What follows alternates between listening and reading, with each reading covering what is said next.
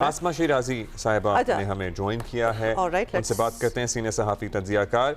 आसमा साहिबा, ज़ाहिर है हम इंतज़ार ही कर रहे थे और आप भी कर रही थी, इस्लामाबाद में मुज़ाकरात तक पहुँचना कोई छोटा काम हरगिज़ नहीं है, लेकिन इसके बाद सब ये तय हो जाना और कोई मुआहदे की सूरत बनना, ये तो और भी बड़ा चैलेंज होगा। अभी आपको क्या नज़र आ रहा है? दो फरीक़ें अपनी अपनी पोजीशंस पर कायम हैं, कौन लचक दिखाएगा, कितनी लचक दिखाएंगे? Do we see this happening?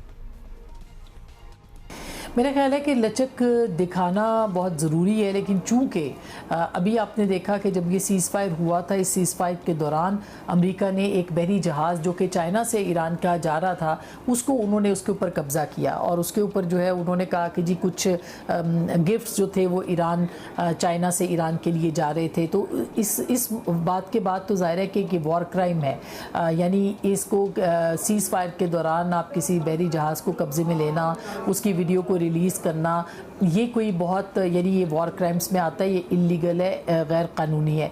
और इसी वजह से ईरान ने आबनाए हुरमुज़ जो कि खोली थी वो एक मरतबा फिर उन्होंने बंद कर दी। तो मेरा ख्याल है कि अमेरिका की तरफ से मुसलसल जारहत जो है वो हो रही है, लफ्ज़ी जंग भी उनकी जारी है। प्रेसिडेंट ट्रंप के बयानात भी आप देखें कि किस तरह के हैं। वो सुबह मार्केट के खुलने से पहले कोई और स्टेटमेंट देते हैं, उसके बाद रात को सोने से पहले कोई और स्टेटमेंट देते हैं। जो बैटिंग यानी जो शर्तें लग रही हैं उसके अंदर भी आपने देखा कि उनका नाम उनके जो बयानात हैं उसको उससे रिलेट किया जा रहा है। तो ये कोई बहुत मुनासिब सूरत हाल नहीं है। इसलिए जो ईरान की जो शराइत है, उनकी शराइत हैं क्या?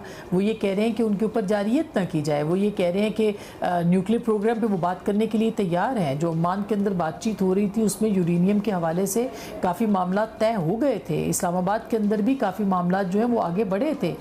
दूसरा ईरान क्या कह रहा है, वो ये कह रहा है कि उनके जो एसेट्स हैं, जो कि $100 बिलियन के एसेट्स हैं, वो उनको डीफ्रीज़ किया जाए, उनके असासों को गैर मुंजमद किया जाए, ताकि उनकी एक इकनॉमिक या एक जो सांस लेने की गुंजाइश पैदा हो। तो मेरा ख्याल है कि ये तो एक एग्रेसर के तौर पर अमेरिका जो है जो मामलात कर रहा है, तो अमेरिका को ही लचक दिखानी पड़ेगी इस स्टेज के ऊपर। मुझे नहीं लगता कि ईरान की तरफ से कोई लचक जो है वो सामने आएगी। अमेरिका ने जारियत की है, अमेरिका को ही लचक दिखानी है अगर उनको कोई डील चाहिए या उनको मुज़ाकरात की मेज़ के ऊपर ईरान को लाना है तो।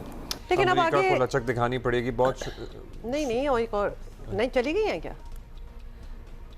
ओके चलें Asma, that's all Asma Shirazi, thank you for your time.